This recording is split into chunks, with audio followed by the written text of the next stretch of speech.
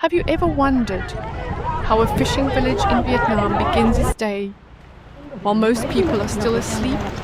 The boats in my hometown are already returning after a night at sea. I was born in a small coastal village in Hia Hao, Nam Dinh, a place filled with the sound of waves, the salty sea breeze, and people who are used to waking up before sunrise.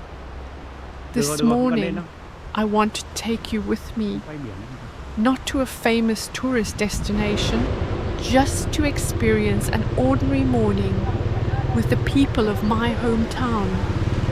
And our journey begins before the sun comes up. It's 5 in the morning. I leave home while the sky is still a little dark. The road is almost empty. The air feels cool, and everything around me is still quiet. As I get closer to the coast, I begin to notice the salty smell of the sea. It's a familiar smell, one that always reminds me that I'm getting closer to home. Every now and then, a motorbike passes by. Most of the riders are fishermen heading toward the beach.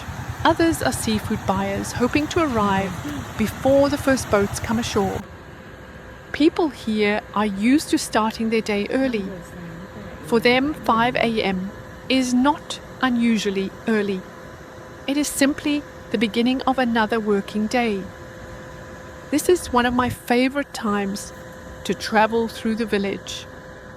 There is no traffic yet, no loud voices, only the sound of my motorbike, a few birds waking up, and the wind passing through the trees beside the road. About 20 minutes later, I finally arrive at Hai Dong Fishing Village. The sun still hasn't fully risen, but ahead of me, I can already see a few people walking across the wet sand. And far out at sea, the first small boats are slowly making their way back to shore. By the time I reach the beach, the sun is just beginning to rise. The light is still soft. The sea is unusually calm this morning. Far out on the water, I can still see a few small boats fishing near the shore. They don't seem to be in a hurry. Everything moves at its own pace here. Along the beach, a few local people are already out looking for shellfish. Some are collecting clams. Others are searching for small crabs left behind by the tide. No one talks very much. They simply walk slowly across the wet sand, following the places they know best. Standing here, I notice how quiet everything feels. I can hear the waves rolling onto the shore, the wind brushing past my ears, and every now and then, the sound of footsteps on the sand. There isn't anything extraordinary happening, just people beginning another ordinary day. Maybe that's why I always enjoy coming back here. Nothing has been prepared for visitors. Nothing feels staged. This is simply how mornings have always been in my hometown. And as I keep walking along the beach, I notice someone in the distance slowly pulling a long fishing net toward the shore.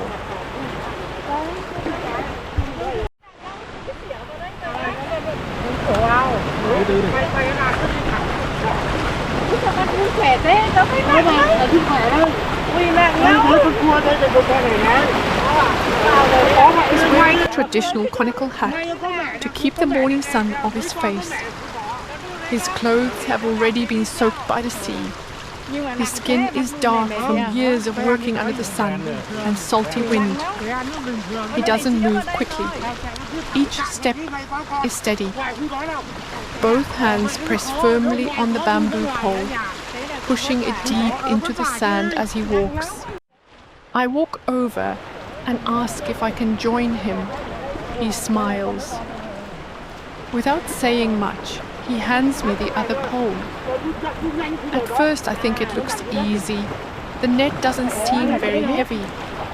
After only a few steps, I realize I've been doing it all wrong. It's not about strength. It's about keeping the same rhythm, step by step. At the same time, both hands have to press the pole deep into the sand. That's where the crabs hide.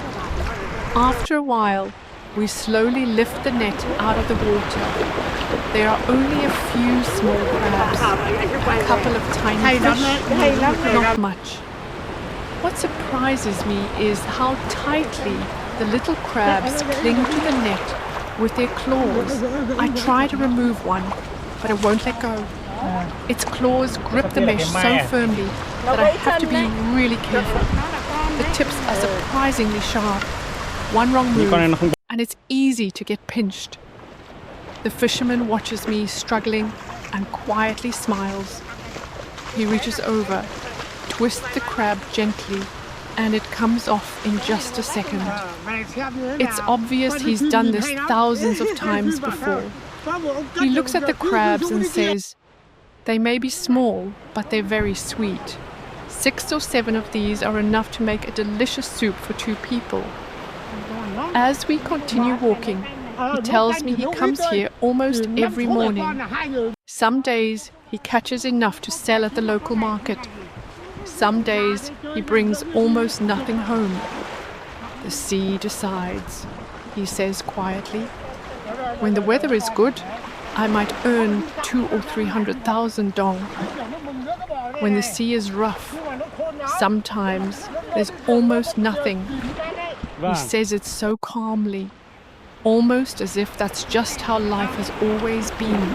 Then he laughs and tells me that at his age, coming here every morning feels more like exercise. He gets to walk, breathe the fresh sea air, keep his body moving. Listening to him, I realize this isn't just a way to make a living. For him, it's simply part of his everyday life. And just as we're talking, I notice the first fishing boats slowly beginning to return to shore.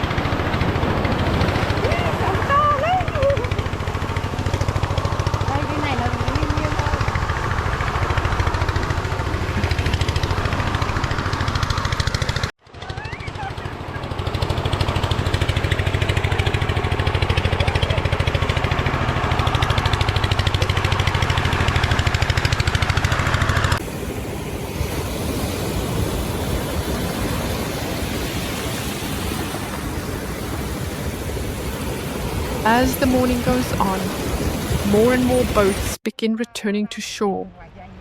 From a distance, I can already see the Vietnamese flags fluttering above them. The sea breeze catches the flags long before the boats reach the beach. Not every boat comes back with a full catch, but every boat comes home. A little farther along the beach, I notice a family sitting together on one of the boats. A husband, his wife, and his elderly mother. The 3 of them are quietly removing fish from the nets. Their hands move so naturally, one fish after another, almost without stopping. I walk over and ask if I can sit with them for a while. They smile and make a little space for me. No hesitation, no questions. Just a warm welcome. I pick up a section of the net and try to help. At first I think it won't be too difficult. Then I look a little closer.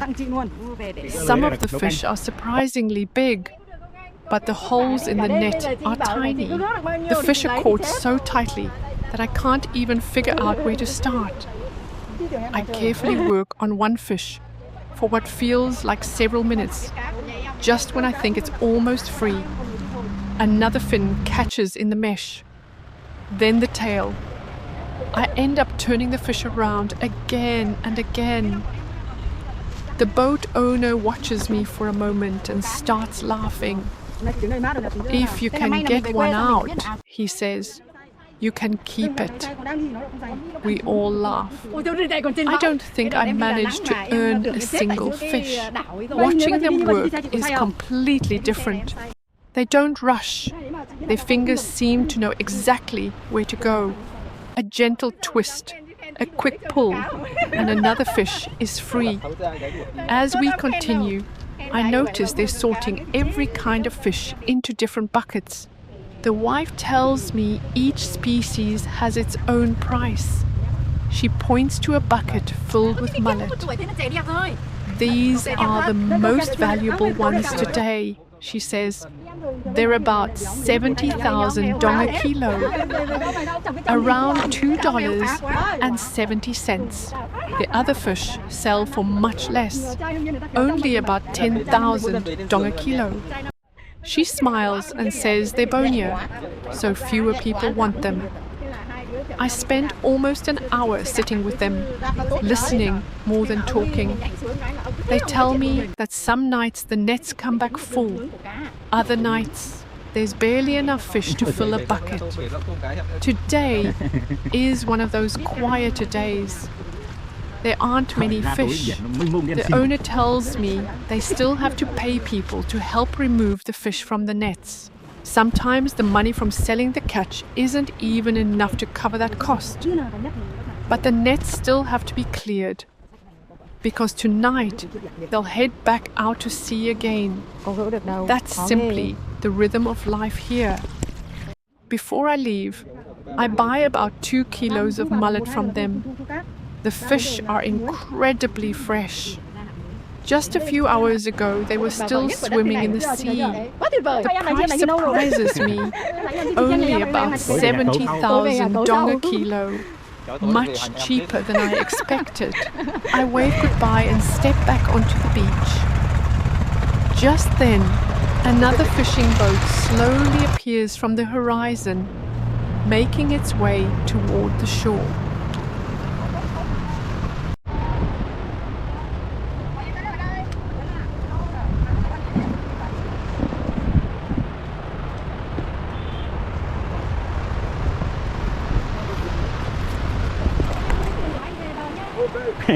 This isn't a tourist beach.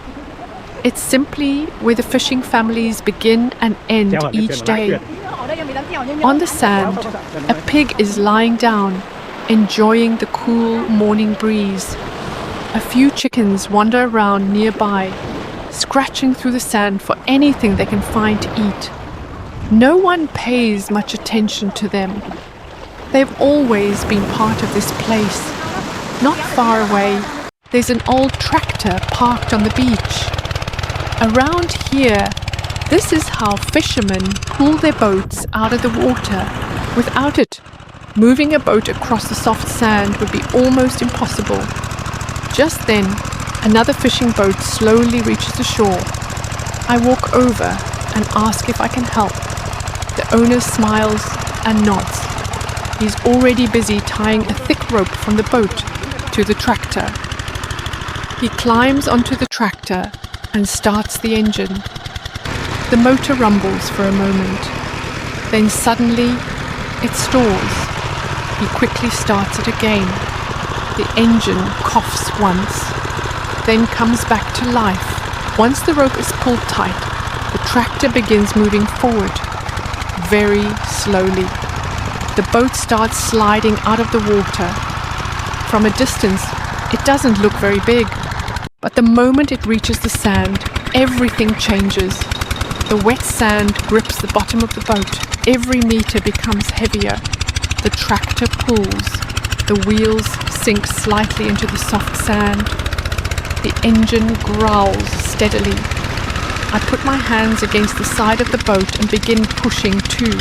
After only a few steps, I can already feel how heavy it is. Much heavier than it looks. Little by little, the boat finally reaches dry sand. The engine falls quiet again. Everyone quietly goes back to what they were doing, ready to prepare for the next trip out to sea.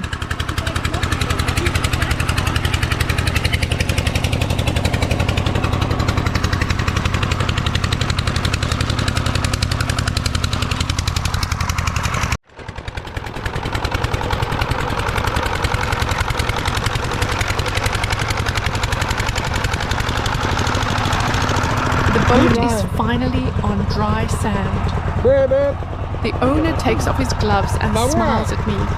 His conical hat is old now. The edge is torn in a few places. It looks like it's been through many seasons at sea. I ask him how today's trip was. He looks back at the boat and says with a smile, "No squid today. No shrimp either. Just a few pomfrets." As he speaks, his hands move quickly, removing the fish one by one from the net. There isn't much, but it's enough to sell. The fish may not be worth much today, but the boat is back on shore, and the fish still need to be removed from every part of the net.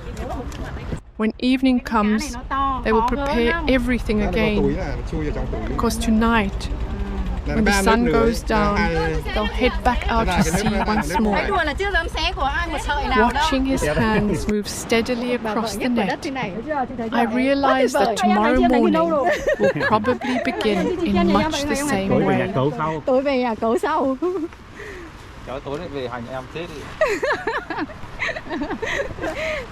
Not far from where I was standing, another fisherman was busy working beside his boat. He wasn't removing fish from the net. He was repairing the boat instead. Last night's waves had knocked against one side of the hull. A few wooden boards had been scratched and loosened. He squatted beside the boat with a small hammer and a handful of tools. Every now and then, I could hear the light tapping of the hammer mixing with the sound of the waves behind us. He worked slowly, stopping now and then to look over each spot before fixing the next one.